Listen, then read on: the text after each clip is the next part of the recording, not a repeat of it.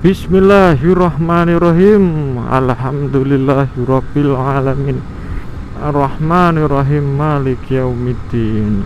Allahumma sholli wa sallim wa barik ala sayyidina Muhammad wa ala ali sayyidina Muhammad.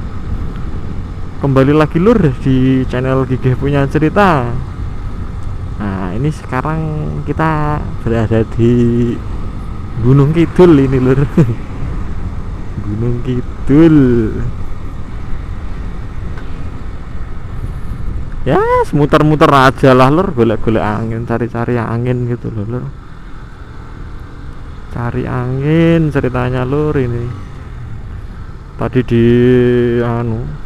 di kota Wonosarinya itu banyak sekali jalan yang ditutup, jadi yo harus cari jalan alternatif gitu lur.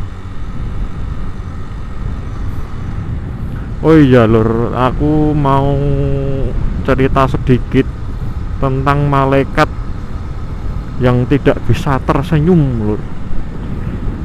Malaikat itu ada banyak lur, banyak sekali. Jadi mungkin daripada manusia lebih banyak malaikat. Loh sekarang kan gini ya logikanya ya. Logikanya satu orang itu kan nanti ada yang 2 malaikat ya, minimal 2 malaikat, yaitu mencatat amalan baik, mencatat amalan buruk, itu minimal itu ya. Kalau misalnya manusia sekarang itu ada 7 miliar gitu ya, berarti kan sekarang sudah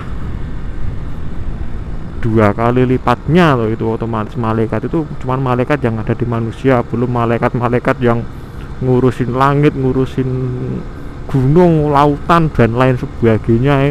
Banyak sekali. Nah, di antara malaikat-malaikat itu ada satu malaikat yang tidak bisa tersenyum lur, namanya itu malaikat Mikail. Jadi ketika itu pada waktu Rasulullah Shallallahu Alaihi Wasallam Isra Mi'raj itu kan beliau Shallallahu Alaihi Wasallam kan disambut itu lur, disambut dengan ya senyuman oleh para malaikat, oleh penduduk langit. Tapi beliau Shallallahu Alaihi Wasallam itu bertanya kepada malaikat Jibril, kok ada satu malaikat yang tidak bisa tersenyum, itu kenapa? Ada apa? Sebenarnya malaikat Mikail itu kan malaikat yang tugasnya itu membagikan rezeki itu, membagikan rezeki, terus menurunkan hujan. Itu tugasnya malaikat Mikail itu. Malaikat Mikail dulunya itu ramah senyum, murah senyum, karena yo sekarang itu takut kepada Allah. Jadi ketika menjalankan perintah dari Allah, menjalankan tugas yang diberikan oleh Allah, malaikat Mikail itu benar-benar kusyuk menjalankan perintahnya, menjalankan tugasnya gitu loh. Terus ditanya kenapa malaikat Mikail itu semenjak neraka diciptakan dan diperlihatkan kepada malaikat Mikail, maka seketika itu pula malaikat Mikail itu tidak bisa tersenyum lagi, tidak mau tersenyum lagi. Karena apa? Karena ya saking takutnya itu loh, saking takutnya malaikat Mikail terhadap api neraka itu. Padahal ya lur, kalau dipikir-pikir yo, aku tuh denger cerita kayak gitu tuh kayak jadi mikir kan lur. Padahal malaikat saja yang makhluk Allah yang paling dekat dengan Allah ya, makhluk yang paling dekat dengan Allah.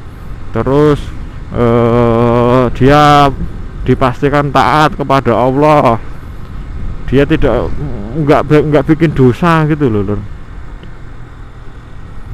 nggak mungkin bikin dosa itu aja, dan tentunya tidak diancam oleh neraka ya.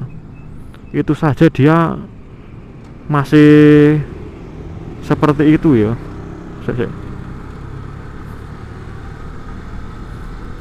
Itu pun bentar jalan nerwet. Itu pun malaikat yang tidak diancam oleh api neraka itu pun dia merasa ketakutan yang sangat luar biasa. Sementara kita manusia ini, manusia dan jin itu adalah dua makhluk yang diancam api neraka loh. Apabila kita melakukan membangkang dari Allah ya, membangkang dari perintah Allah, maka ancamannya adalah siksa neraka. Tapi kita kok masih bisa-bisanya yo, kita itu masih bisa-bisanya seperti ini ya lur ya. Nggak tahu ya kenapa, itu apa yang terjadi dengan kita lur. Kita masih bisa bermaksiat kepada Allah, bahkan kita masih bisa mengumbar aurat kemana-mana. Kita masih bisa banyak sekali maksiat. Kalau misalnya tak sebutin satu persatu nanti nggak bakalan kelar video ini. Intinya itu loh, wong malaikat saja yang tidak diancam oleh neraka, ketika diperlihatkan neraka dia takutnya sampai sebegitu loh, sampai seperti itu, sampai bener-bener kalau ibaratnya bahasa manusia itu males tersenyum, nggak mau, bener-bener nggak mau tersenyum karena saking takutnya loh. Kalau ngantek bikin kesalahan goro-goro tersenyum apa goro-goro apa, karena bikin kesalahan juga akhirnya diazab. Jadi seperti itu. Makanya tapi manusia yang jelas-jelas diancam oleh api neraka aja masih bisa seperti ini. Kira-kira cara penyampaianku ini bisa diterima nggak lur?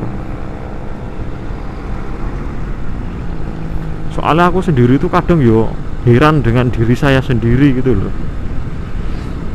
Aku tuh baru tahu informasi seperti itu belum lama lur. Aku tuh mikir, ya Allah, banyak sekali dosa-dosaku ya Allah.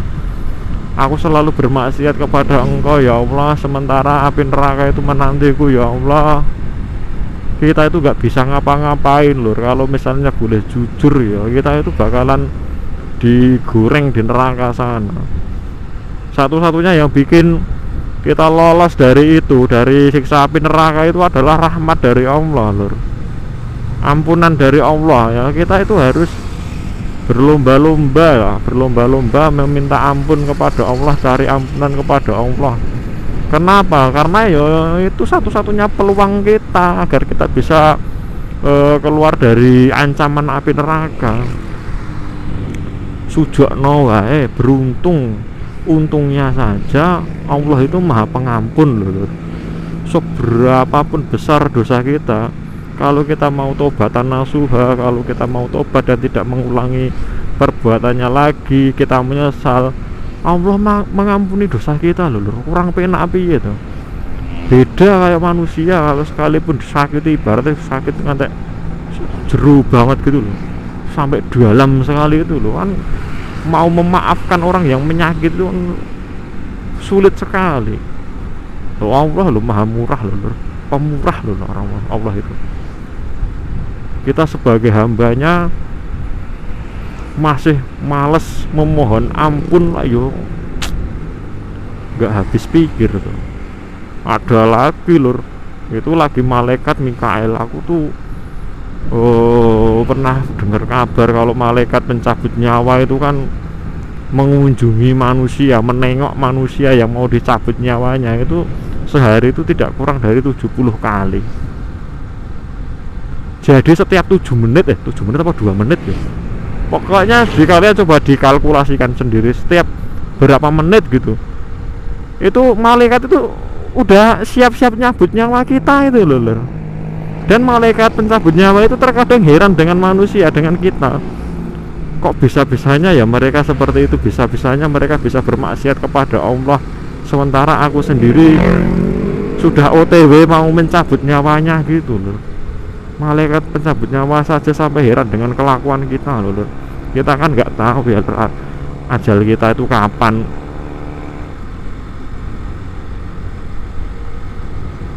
Ini harusnya bisa dijadikan cambaan bagi kita.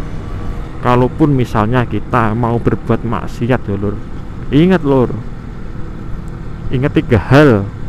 Kita tidak tahu ajal kita. Yang pertama itu lah, kalau misalnya kalau kita bikin maksiat tiba-tiba terus ajal kita datang, ayo opera rugi. Apalagi kalau amalan yang terakhir itu adalah amalan yang dihitung oleh Allah lur. Kalau misalnya masa mudanya itu rajin ibadah sampai bagus gitu loh, tapi ketika mau mati malah bermaksiat, apalagi ketika matinya dalam keadaan maksiat, itu kan yo kocak itu. Tuh yang kedua apa, bentar tak ingat-ingat dulu. Oh iya, Allah melihat kita lor. Allah melihat kita. Kalau itu kita mau maksiat, mungkin ya bukan cuma Allah sebenarnya yang bisa melihat kita loh, bukan cuma Allah loh. Kalau kita bermaksiat misalnya di tempat sepi gitu, mungkin oleh manusia tidak terlihat kita, tapi kan Allah bisa lihat, jin bisa lihat, terus malaikat juga bisa lihat. Apa isin lor, kalau mereka misalnya saja menampakkan diri, awak dulu lagi habis itu dilihatin banyak makhluk Allah yang lainnya, itu apa kita tidak malu lor? Itu yang kedua. Yang ketiga lor, setiap apapun perbuatan kita itu kita dipertanggungjawabkan, nanti dicatat sama malaikat. Jadi pikirkan lagi ya lur, kalau misalnya kalian mau bermaksiat itu ingat tiga itu lur. Mungkin videonya tak cukupkan dari sampai sekian ya lur ya. Kalau misalnya ada salah-salah kata ya tentunya itu datangnya dari saya, jika ada benarnya itu datangnya dari Allah Subhanahu wa taala. Wallahu a'lam bishawab. Wassalamualaikum warahmatullahi wabarakatuh.